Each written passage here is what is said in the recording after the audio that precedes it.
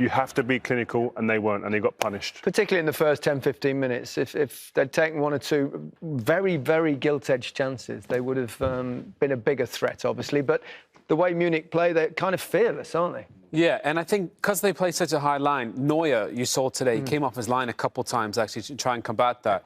And I think that stopped the first chance that Lyon had. I think it just put, was it Memphis? Yeah, Depay. Cambi, just put him off for a second. But we were just thinking, if you think about Mbappe, Neymar, Di Maria, in those spots, they're goals. So it'd be interesting to see if Hansi Flick tweaks it, because, as you said, Lyon caused loads of issues. They just weren't clinical enough. No. And it promises to be a terrific final. I mean, you can't see anything other than lots of...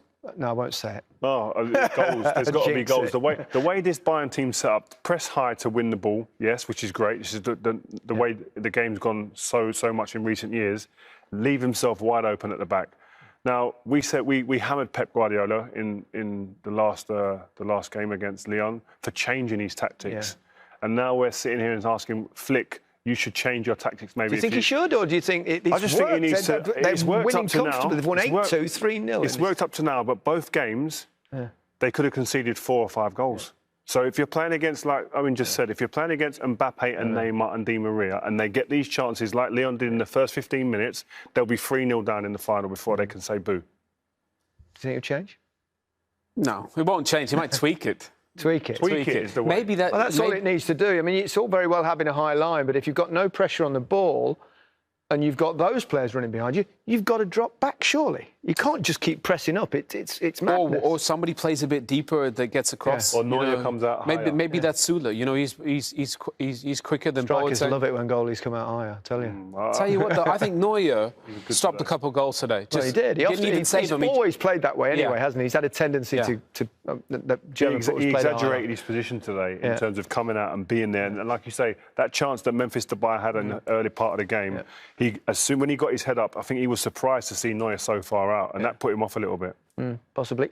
OK, well, we're all set for Sunday. It's Bayern Munich against Paris Saint-Germain in the 2020 UEFA Champions League final, live from Lisbon. Join us here on BT Sport 1. And that's not all on offer on Sunday night, because the SummerSlam, one of the best-loved nights of the WWE calendar, is exclusively live on BT Sport Box Office from midnight. But as expected, Bayern Munich have got through to the final. 2 goals from Gnabry in the first half set them on the way. And then, well, who else but Lewandowski added the third, and it's Bayern Munich versus Paris Saint-Germain, where they'll face PSG. And there it is, our little wall chart, painting the picture there, and exciting final. Oh, I can't wait. There's got to be goals in it. I know we don't want to tempt fate, but there has to be goals. The way that these two teams can't play, not be. There has to be. No. Superstars on either side. It's for me, when you saw that the draw come out, dream scenario was this, what we've got in the final. Unless you're a Manchester City fan. Yeah, well, I'm not, so... I didn't think you would be, no. They've been emphatic, haven't they? And they're a machine at the moment, a goal-scoring machine. Yeah, they are a machine. The thing is, if it's not Lewandowski, then it's Muller. If it's not Muller, then it's, it's Gnabry, Coutinho, Perisic. They got so many weapons. So they're a machine. Look, they are vulnerable at the back, but I think with the amount of goals that they score going forward, they can almost afford to be. Yeah, we'll score more than you, and they scored 3 more than Lyon this evening. It started with an absolutely stunning strike from Gnabry, wasn't it? Oh, it was brilliant amazing. Goal. We spoke about it at half-time, but the movement to get on the ball, in behind the wing-back, and there, the way he takes it inside, Owen just covered it beautifully at half-time in the way that he exploited the space, and it's about this touch here that he gets on the ball. Owen mentioned at half-time, normally you'd go down the line as a winger, but he comes inside, but it's the run of Muller. Watch Muller's run. Takes the centre-back away. If he doesn't make that run, the centre-back stays there and that gap doesn't appear. He goes and challenges him and takes the ball off him.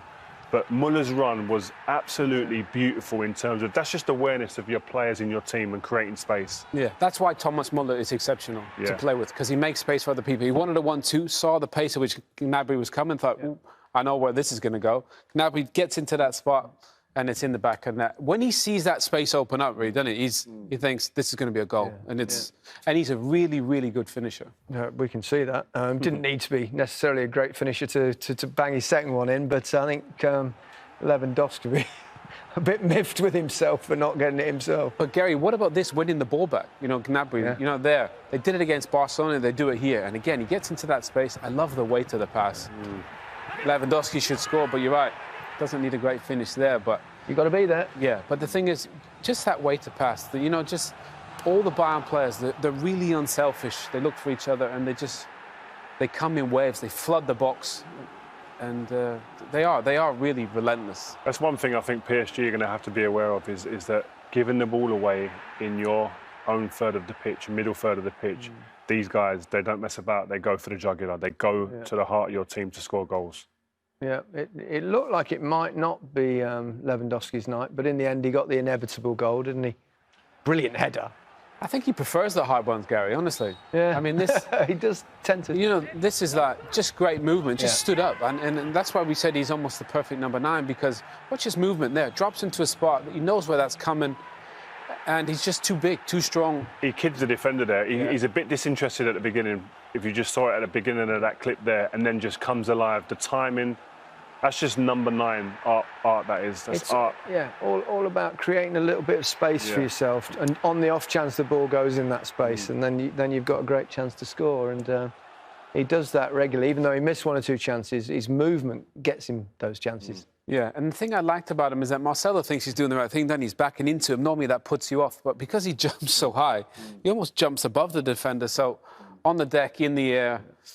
And he's unselfish, you know, so I think he's just got the total package. Now, we can hear from Alphonso Davies. Can Des Kelly keep up with him? Let's find out. Alphonso, it must feel a little bit like fantasy football at the moment. Everything's going your way. Yeah, it feels good. You know, everyone's happy, everyone's playing well. We're happy we can make it to the finals. You know, we know our opponent we're playing is PSG. You know, they're a good team, so we just want to go out there, you know.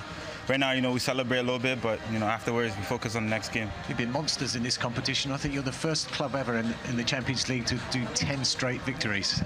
Yeah, I mean, it all comes down to, you know, the will that you want to, you know, win the game. Like I said, all the boys are fighting, you know. Yeah, I mean, for me, it's a dream come true, actually.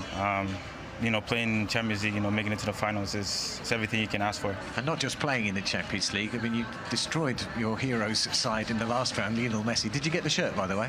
Yeah, I asked for it, but I think he was a little bit upset, so it's okay. Next time, hopefully. Yeah, he'll get over it. But next, of course, you've got Neymar and Mbappe. That's another fantastic head-to-head. It's going to be a fabulous game. It's not going to be 0-0, is it? Yeah, it's going to be a good game. Definitely, there's going to be goals in that game. You know, this is what you dream of as a footballer, you know, playing with the best against the best, you know, in Europe, and we're able to do that, so I'm excited. You play a very high defensive line. I mean, that you gamble on the fact that you can score more than the opponent. Yeah, I mean, we try. We know we have solid guys in the back. We try to get the ball forward as much as possible, so and it seems to be working. It's the excitement in that dressing room. I mean, we've got legends in there, experienced players like Thomas Müller, Robert Lewandowski. Is the excitement still as great as ever? Yeah, the excitement's still as good as ever. Yeah, these guys, you know, they've basically won everything. So, but overall, yeah, everyone's still excited. You know, even though they won many titles, but they're still hungry to win this one. And just one more step now. Yes, definitely. Thanks very much. Thank you. Very high line, as we've mentioned about 300 times over the last week or so. But if you've got someone as quick as him, he does get back occasionally, doesn't he? Even when you've beaten that high line. I know, it just feels like we are a broken record, but it's just staggering how this looks, and it's so obvious. And if you're an opposing manager, there's no doubt in my mind that Tuchel will be sitting here and direct these players. You have to exploit this, guys. If they continue to play us against us, that's the big question. Will they continue to be this open in the final against PSG, knowing what they have? Look, they win the ball here. Straight away, this is Mbappe or Neymar. They're gone. There's no chance getting back there. It's over at this point. But what was a big difference in today's game? Watch here, and I'll play it slower. It comes into your picture around here. It'll come out on the right-hand side of the screen. You'll see the goalkeeper, Neuer. Yep. Watch his step here. He takes a little step out, and I think when Depay gets his head up, he doesn't even realise he's that close. And once he gets his head up, and I'll speed up a little bit here, he gets his head up too late. Too late, and I think Neuer does an amazing job there. I mean, putting the forward off. He dictated that situation. If you're through there as a striker, sorry, but yeah, and you see the keeper coming outside his box, it's like, whoa, jackpot. But now... You've got to be aware of it. Thomas Tuchel will be telling, if he has to, whether it's Mbappe or Neymar or Di Maria, he's coming off his line. When you get your head down, he's going to come even further. You're right. Just clip it over him. But that saved 2 goals today. Or knock it round him if he's outside the box, because then he's off. Especially as you're quick as Mbappe, just run around. Yeah. And that is so true. But these guys, again, like they're absolute road runners. But here, again, you don't have to be the quickest player on the pitch. Yes, Ibanka is quick. He is. But he's running against, as I said to you before, the quickest player around. Yeah. But watch this. The movement here is beautiful. Yeah, great spin. He brings him to the ball. He brings him this way with 1 step, and he's off. And he goes the other way. Look at it. 1 step, see you later, and then he's in. And then it's a foot race. If he could finish, it'd be a heck of a player. Yeah, if he could finish, he'd have got 2 goals today. But he has to score here. But what Tuchel will be telling these players, these chances are guaranteed. This isn't nothing new what we're seeing here. This is something we're seeing game in, game out. And the quality on the opposition side have not been good enough to finish those chances off. It's good effort, though, to get to the semi-finals, to get this far. And they do produce lots of young talent. We might have seen the next one. Yeah, this guy's the next one. 17 years and 2 days, the youngest player ever to play in the Champions League knockout stage, and his first touch was quite good. The best. I said to you, as he came on, I said, this kid's special. Watch this, first touch, whoop, see you later. Against Alfonso. I mean, the kid is really, really special, technically gifted, so the conveyor belt is ready to produce the next one. Been on YouTube watching that kid already. It's a joke. Yeah. We're going to be making a lot of noises about him, I think, in here. Remember the name, Cherky.